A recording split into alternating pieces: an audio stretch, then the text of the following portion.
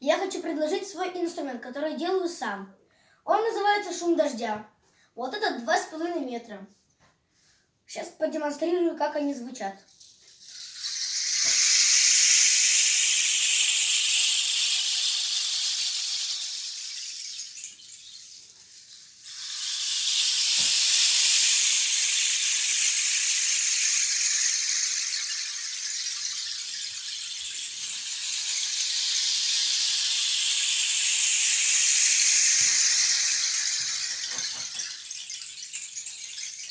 Вот первый, а вот второй. Этот 2,30. Метр 30.